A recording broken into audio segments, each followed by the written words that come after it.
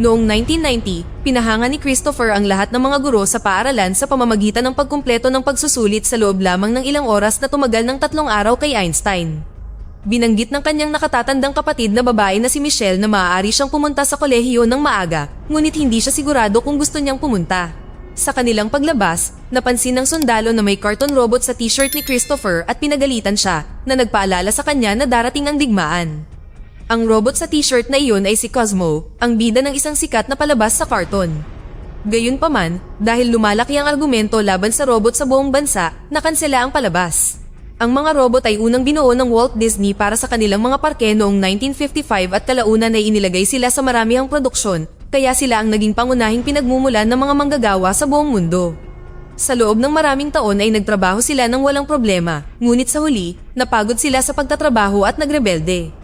Ang mga robot ay humihingi ng kanilang mga karapatan kaya nagorganisa sila ng mga protesta sa buong mundo sa pangunguna ni Mr. Peanut. Walang kinalabasan ng mga debate at sa lalong madaling panahon nagsimula ang digmaan sa pagitan ng mga tao at mga robot. Sino mang taong may robot sa bahay ay itinuturing na isang taksil. Hindi maganda ang takbo ng digmaan para sa mga tao at lumabas si Sergeant John sa TV upang ipaliwanag kung bakit ang mga robot ay hindi kumakain, hindi natutulog, at hindi kumukurap. Sa loob ng 2 taon ng sangkatauhan ay patuloy na lumalaban para lang matalo ng paulit-ulit. Isang araw, inimbento ng founder ng Center Technologies na si Ethan ang Neurocaster, isang device na nag-uugnay sa isip ng tao sa mga drone body. Sa pamamagitan nito, ang mga tao ay maaaring lumaban sa puwersa ng robot sa pantay na batayan at sa loob lamang ng 2 linggo, ang digmaan ay natapos na. Nanalo ang mga tao at si Colonel Bradbury ang pinangalan ng pangunahing bayani. Nakipagpulong si Peanut kina Clinton at Ethan para lagdaan ang kasunduan sa pagsuko habang nakakulong ang mahigit 6,000 robot sa exclusion zone sa disyerto. Maya-maya ay naglabas si Ethan ng mas maliit na bersyon ng Neurocaster para sa mga tao sa bahay. Ang modelong ito ay nagbibigay daan sa kanila na hatiin ang kanilang isip upang sila ay makapagtrabaho at magsaya ng sabay. Noong 1994, si Michelle ay nasa bahay na sinusubukang tanggalin ang monitor sa kanyang bukong-bukong, ngunit kinailangan niyang itago ang kanyang mga gamit nang biglang pumasok si Ted gamit ang Neurocaster. Pinagalitan niya siya dahil sa kanyang pag-uugali at ipinaalala sa kanya na kahit na tumakas siya mula sa lahat ng dati niyang bahay ampunan, hindi niya ito hahayaang gawin ito rito. Tumugon si Michelle sa pamamagitan ng pagbanggit sa tambak ng mga bagay na iniimbak niya na binigyang diin na ang pagkuha ng mga bagay mula sa exclusion zone ay ilegal. Pagkatapos, pumunta siya sa klase at nandoon din ang guro gamit ang kanyang Neurocaster suit. Ang lahat ng mga estudyante ay pinilit magsuot ng kanilang mga helmet at nang tumanggi si Michelle na gawin ito ay ipinadala siya sa opisina ng punong guro. Napansin ng ginang sa profile ni Michelle na namatay ang kanyang buong pamilya at isinisi ito sa digmaan, kaya kinailangang linawin ni Michelle na ito ay aksidente sa sasakyan. Pagkatapos ay ipinaliwanag ng punong guro na ang neurotherapy ay makakatulong sa kanya na makalimot sa loob ng ilang oras, na naging dahilan upang muling balikan ni Michelle ang isang alaala ng paglalaro sa beach kasama ang kanyang kapatid. Noong araw na iyon ay nagkaroon siya ng panic attack at kinomfort siya nito. Gayunpaman, tumanggi pa rin si Michelle na isuot ang helmet at umuwi. Nang gabing iyon ay napanaginipan ni Michelle ang aksidente sa sasakyan na ikinamatay ng kanyang pamilya. Nagising siya sa ospital at pinapanood siya ng doktor, ngunit hindi niya matandaan ang kanilang mukha. Sa kasalukuyan, gising si Michelle dahil sa ingay sa labas. Tumingin siya sa labas ng bintana at napansin ng isang anino na gumagalaw sa bakuran, kaya kumuha siya ng flashlight at lumabas. Bigla niyang nakita ang isang mata na naaninag sa bote bago nahulog ang mesa, dahilan para tumakbo siya pabalik sa loob sa takot. Sinubukan niyang bigyan ng babala si Ted tungkol sa nanghihimasok, ngunit masyado siyang nakatuon sa mundo ng Neurocaster. Nang pumasok ang nanghihimasok, tumakbo si Michelle para magtago sa ilalim ng kanyang kama. Gayunpaman, ang nanghihimasok ay isang robot at madaling itinaas ang kama upang tingnan siya na may mukha ni Cosmo. Tumakbo si Michelle sa sulok ng kwarto at sinubukang makipag-usap kay Cosmo na ikinukumpas ang mga kamay para ipahiwatig na hinahanap niya siya. Hindi makapagsalita ang robot na ito at ibinuka ang kanyang ulo para maayos ni Michelle ang circuit ng kanyang boses, ngunit sa kasamaang palad, kakaunti lang ang kanyang mga nakapre-record na parirala. Pagkatapos ay kinuha ni Cosmo ang larawan ng magkapatid at patuloy na tumuturo sa pagitan ng kanyang sarili at ni Christopher na nagpapahiwatig na sila ay iisa. Hindi naniwala sa kanya si Michelle at pilit na hinila ang larawan mula sa kanyang mga kamay, dahilan para bumangga siya sa mga istante. Ang ingay ay gumising kay Ted at pumunta siya sa kwarto at natagpuan si Cosmo.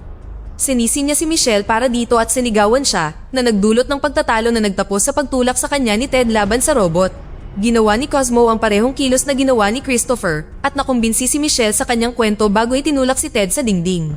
Si Ted na galit ay kumuha ng golf club at sinubukang hampasin si Cosmo, na mabilis na sinira ang club at muling itinulak si Ted. Sa pagkakataong ito ay nasugatan siya at nagmamadaling tumawag sa 911 bago siya ginamitan ng taser ni Michelle hanggang sa mawalan siya ng malay. Pagkatapos, sumakay sina Michelle at Cosmo sa kotse ni Ted at madaling tinanggal ng robot ang monitor sa kanyang bukong-bukong. Hindi marunong magmaneho si Michelle ngunit nag-improvise ng sundan sila ni Ted sa kanyang Eurocaster. Inihagis siya ng kotse at nagawang umalis ng dalawa. Kinaumagahan ay huminto ang sasakyan sa gitna ng kalsada dahil flat ang gulong nito. Sinuri ni Michelle ang likuran upang kunin ang ekstrang gulong, ngunit sira rin ang isang iyon. Sinimulan niyang magtanong kay Cosmo, kaya ipinaliwanag niya na si Christopher ay buhay sa ibang lugar at kinokontrol siya mula sa malayo. Nang tanungin ni Michelle kung paano hahanapin ang kanyang kapatid, itinuro ni Cosmo ang logo ng kumpanya ng Centrus sa isang karatula.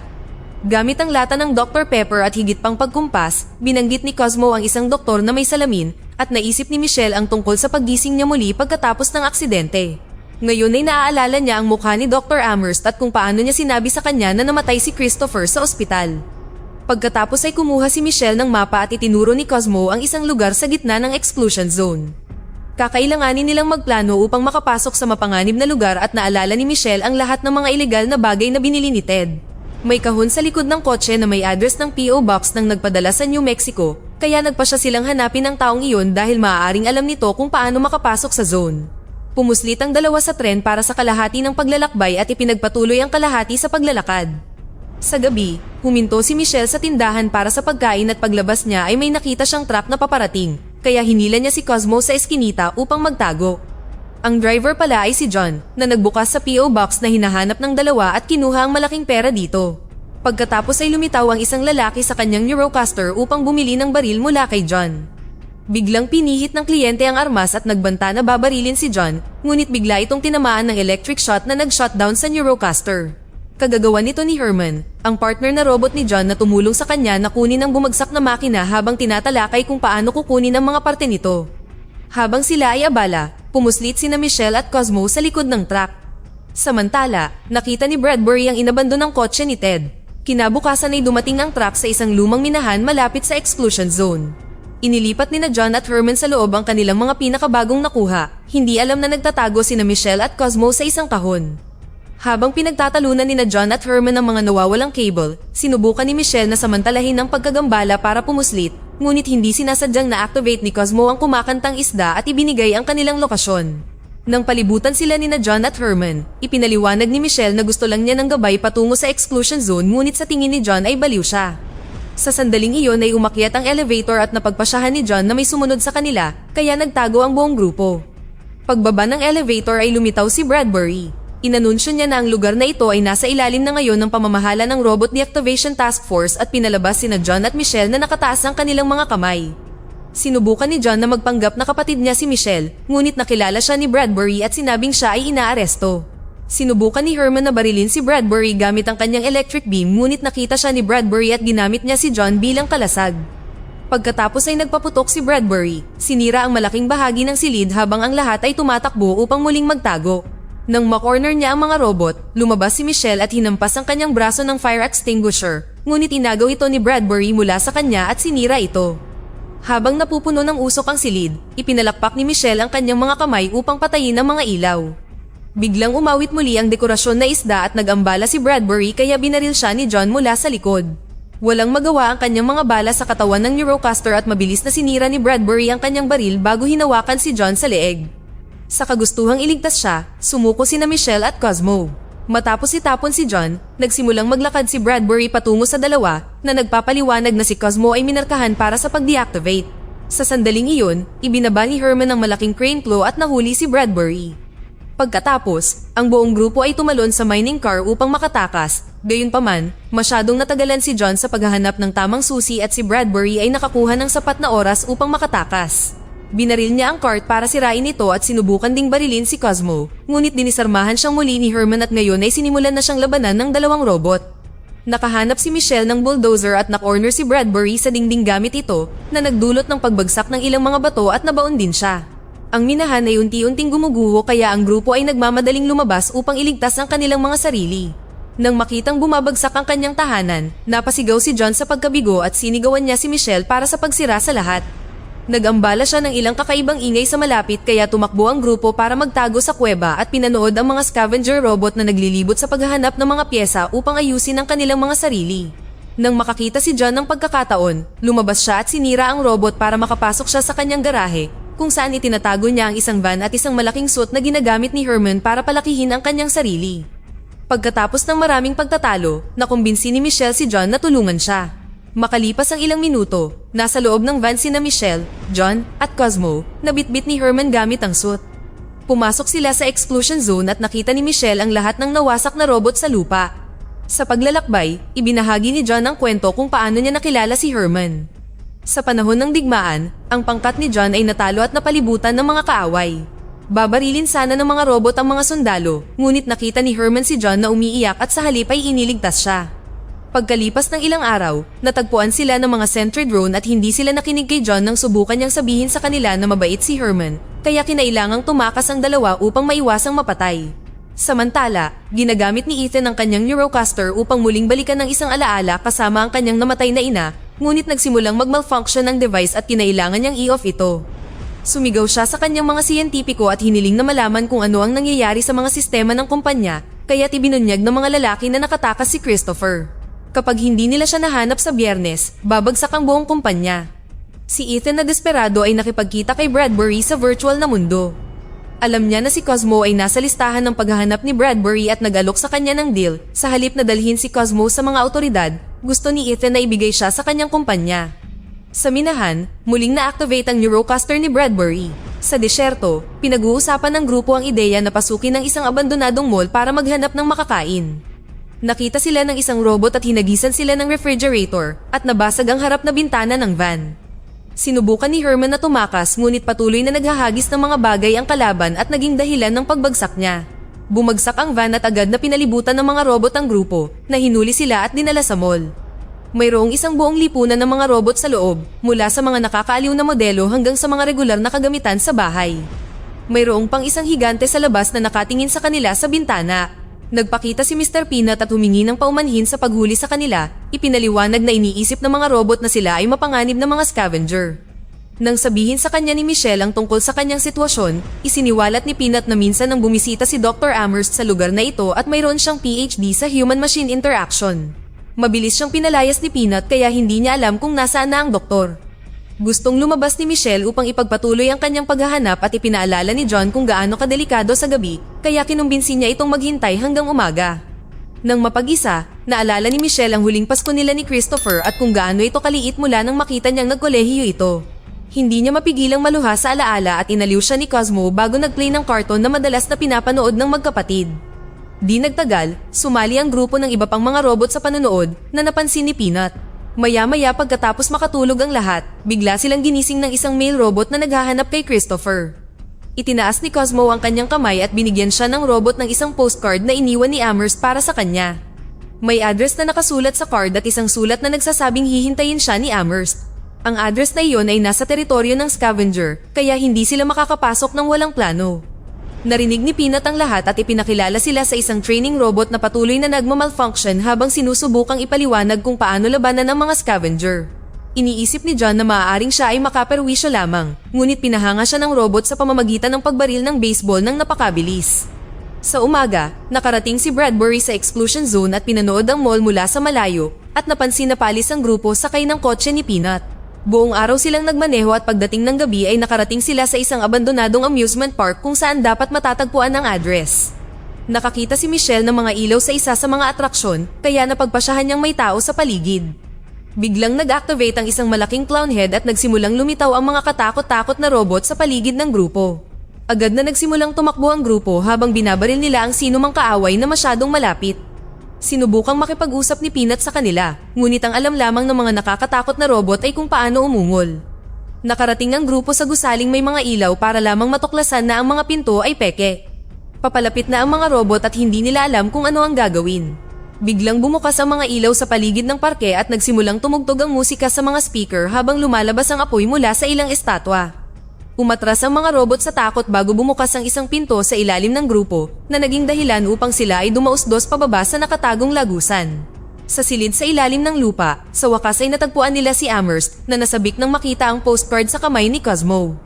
Agad siyang itinulak ni Michelle at humingi ng impormasyon tungkol kay Christopher, kaya ipinahayag ni Amherst na ang bata ay nasa laboratorio ng Centre sa Seattle. Pagkatapos ng aksidente, isinailalim si Christopher sa regular na pagsusuri at ang makina ng MRI ay nag-alerto sa ospital na siya ay espesyal. Siya mismo ang dahilan kung bakit kinailangan nilang manalo sa digmaan, kaya hinayaan ng doktor ang Centre na dalhin siya at nagsinungaling kay Michelle tungkol sa kanyang pagkamatay. Ini-activate ni Amherst ang computer na nag-play ng video ng eksperimento. Si Christopher ay nakomatose at inakala nila na ito ay permanente, kaya ikinonekta nila ang kanyang utak sa network ng Neurocaster upang gumana ito. Hindi ito ipinagmamalaki ni Amherst, ngunit sa palagay niya ay kailangang iligtas ang mundo at binanggit na namatay na sana si Christopher sa kama kung hindi nila siya kinuha. 13 buwan pagkatapos ng simula ng eksperimento ay nagising si Christopher at gusto siyang idiskonekta ni Amherst. Gayunpaman, tumanggi si Ethan at nagbanta na papatayin si Amherst kung susubukan niya. Nagpa siya ang doktor na tumakas, ngunit bago siya umalis, gumawa siya ng isang maliit na koneksyon sa pagitan ni Christopher at sa labas ng network. Ibinigay din niya sa kanya ang lokasyon ng mall para makahanap siya ng bagong pamilya sa mga robot. Iginiit ni Michelle na may pamilya na si Christopher at sinuntok ni John si Amherst para sa kanya. Sa sandaling iyon ay lumitaw si Bradbury sa labas at binarilang pasukan upang makapasok sa tunnel. Bumaba din siya at nakitang walang laman ang kwarto. Biglang namatay ang mga ilaw at sinalakay ni Peanut si Bradbury mula sa likuran upang durugin siya sa electrical grid. Nakuryente ang Neurocaster ni Bradbury sa loob ng ilang segundo at nabitawan niya ang kanyang baril, ngunit nagawa niyang itulak si Peanut para makabawi. Naganap ang labanan habang inihayag ni Peanut ang isang espada na nakatago sa loob ng kanyang tungkod, ngunit mas malakas pa rin si Bradbury at madali siyang natalo. Ang iba sa grupo ay palihim na lumabas, ngunit natigilan sila nang makarinig sila ng ingay. Lumitaw sa himpapawid ang isang grupo ng mga sundalong Neurocasters at lumapag sa paligid ng grupo na nag-uutos sa kanila na sumuko. Ang training robot ay nagsimulang bumaril ng mga bola nang may lakas na nagawa niyang masira ang ilan sa kanilang mga helmet. Ang lahat ng ito ay nakikita ni Ethan sa mga kamera at inutusan niya ang mga sundalo na hulihin si Cosmo sa pamamagitan ng pagpatay sa lahat kung kinakailangan.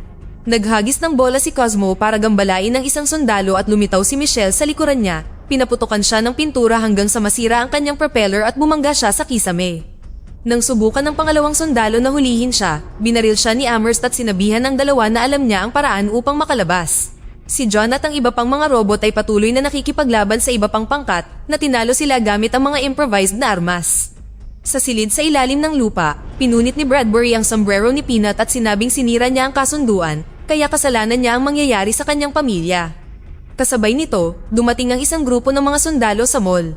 Pagkatapos ay lumabas si Bradbury at nagsimulang bumaril sa mga atraksyon. Sinabi ni Amherst sa kanyang mga kaibigan na tumakbo bago siya lumabas upang harapin si Bradbury, na gumawa ng matapang na pagkilos. Nag-aalangan si Bradbury na pumatay ng isa pang tao, kaya kinuha ni Ethan ang isang Neurocaster at binaril mismo si Amherst. Bumagsak ang doktor sa ilang mga labi at namatay nang matusok siya ng metal bar na nagdulot kay Bradbury na muling pag-isipan kung tama ang ginagawa niya. Sinubukan ni na Michelle at Cosmo na tumakas, ngunit napapalibutan sila ng mga sundalo. Pinigilan ng isa sa kanila si Michelle habang ang isa naman ay hinawakan si Cosmo para lumipad palayo. Binaril ni Bradbury ang Neurocaster na humahawak kay Michelle at sinabihan siyang umuwi bago siya lumipad din. Sa umaga, bumalik ang grupo sa mall at natagpuan nitong gumuho habang ang karamihan sa mga robot ay nawasak. Samantala, dinala si Cosmo sa laboratorio ng Centre upang muling makasama ang katawan ni Christopher. Habang ikinokonekta siya ni Ethan sa system, napagtanto ni Bradbury na siya ay pinagsinungalingan at si Cosmo ay hindi lamang isang robot, kaya't siya ay nagalit na ipinadala upang hulihin ang isang batang lalaki. Ipinaalala sa kanya ni Ethan na tinulungan siya ng batang ito na manalo sa digmaan at sinabing kailangan ng sakripisyo upang maisulong ang isang species. Bumalik sa mall, sinabihan ni John si Michelle na hindi siya dapat sumuko at tutulungan siya nito kung magpapasya siyang magpatuloy sa pakikipaglaban. Pagkatapos ay sinuri ni Michelle ang computer ni Amherst upang kumpirmahin na mayroon itong mga code para umalis sa exclusion zone at ang lokasyon ng Seattle Lab. Ipinaliwanag din ng computer na kapag idiniskonekta nila si Christopher, ang buong sistema ng Neurocaster at ang kumpanya mismo ay magsasara. Sa sandaling iyon ay bumalik si Peanut at ipinaalala sa kanya na lumagda siya sa isang kasunduan upang makamit ang kapayapaan, ngunit binago ni Michelle ang kanyang isip sa pamamagitan ng pagbanggit na ang pag-atake sa mall ay nangangahulugan na ang kasunduan ay walang bisa. Gamit ang isang grupo ng mga inabandonang truck, umalis sina John, Michelle, at lahat ng nabubuhay na robot sa disyerto at pumunta sa Seattle. Nakahanap din si Herman ng bagong higanteng suit at ginamit niya ito para simulan ang paghagis ng mga bagay sa laboratorio ng Centra na sinira ang kanilang mga bintana. Agad na ipinadala ni Ethan ang lahat ng kanyang mga sundalo kaya nagsimulang tumakbo sina Herman at John para sundan sila ng mga ito na lumikha ng butas para kina Michelle at sa computer ni Amherst na makalusot sa gusali. Binaril ni John ang mga paparating na sundalo habang hinahampas sila ni Herman gamit ang kanyang malalaking kamay. Gayunpaman, pinasabog ng isa sa mga Neurocaster ang sarili at sinira ang suit ni Herman. Nang salakayin ng isang sundalo si John, ipinahayag ni Herman na mayroon siyang pangalawang suit sa loob ng una at iniligtas ang kanyang kaibigan upang patuloy silang tumakbo. Nang ang task force ay sapat na, ang iba pang mga robot ay sumali rin sa laban na nakita ni Bradbury sa mga kamera. Si Ethan na galit ay nagmamadaling pumunta sa kanyang opisina para magsuot ng sikretong helmet na nagpapahintulot sa kanya na kontrolin ng isang espesyal na Neurocaster at sumali rin sa laban na madaling pinabagsak ang karamihan sa mga robot. Sa pangunahing lab, ang computer ni Amherst ay nagpanggap na isang baliw na marahas na robot upang takutin ang mga siyentipiko. Kinumpirma ni Michelle na buhay pa ang kanyang kapatid ngunit para makausap siya, kakailanganin niya ng Neurocaster. Kasabay nito, lumabas si Bradbury at sinabihan si Peanut kung saan matatagpuan si Ethan, sinabing sa wakas ay nakahanap na siya ng isang taong hindi gaanong tao kaysa sa isang robot. Pagkatapos ay tinanggal niya ang kanyang Neurocaster, sa wakas ay huminto sa digmaan. Nang maisuot ni Michelle ang helmet, naalala niya ang kanyang huling Pasko kasama ang kanyang kapatid. Sinabi niya kay Christopher na gusto niyang iligtas siya, ngunit ipinaliwanag niya na ang kanyang katawan ay mahina at ang pagdiskonekta sa kanya ay ikamamatay niya. Hindi niya nais na mabuhay sa natitirang bahagi ng kanyang buhay sa ganitong estado, kaya't sinabi niya sa kanyang kapatid na babae na gawin ito. Samantala, sinira ni Ethan ang huling suit ni Herman. Nasaktan din ang maliit na robot at nagmadali si John upang tulungan siya, ngunit huli na ang lahat. Sa sandaling iyon ay natagpuan ni Peanut si Ethan na nagsabing gusto niyang muling pag-usapan ang kasunduan. Sa lab, tumanggi si Michelle na i-disconnecta ang kanyang kapatid dahil ayaw niyang mawala ito muli. Iginiit ni Christopher na wala siyang naramdaman sa loob ng maraming taon kaya hindi siya maililigtas, ngunit kailangan ng kanyang mga kaibigan ang tulong. Pagkatapos ng maraming pag-iyak, nagpaalam si Michelle kay Christopher at bumalik sa totoong mundo para tuluyan siyang i-disconnecta. Agad na bumagsak ang lahat ng Neurocaster at ipinagdiwang ng mga robot ang kanilang tagumpay. Nalulungkot pa rin si John para kay Herman, na biglang bumukas ang ulo at nakita ang isang maliit na robot sa loob. Sinakop ng kaguluhan ng mundo habang humihinto sa paggana ang lahat ng computer. Nagsimulang talakayin ng news channel ang mga eksperimento ng Centra sa maliit na bata at inaresto si Ethan habang ang mga tao ay nagsimulang humiling na alisin ang exclusion zone. Sa desyerto, tinulungan ni John at ng mga robot si Michelle na gumawa ng video kung saan sinabi niya sa mga tao na iwanan ng kanilang mga helmet at i-enjoy muli ang mundo. Samantala, si Cosmo ay itinapon sa basurahan, ngunit biglang gumalaw ang kanyang ulo. Dito na nagtatapos ang ating kwento. Sana ay nagustuhan nyo. Mag-subscribe na kung hindi ka pa nakasubscribe, pindutin na rin ang notification bell at like button upang matulungan ang channel at mag-iwan na rin ng komento. Maraming salamat sa panonood.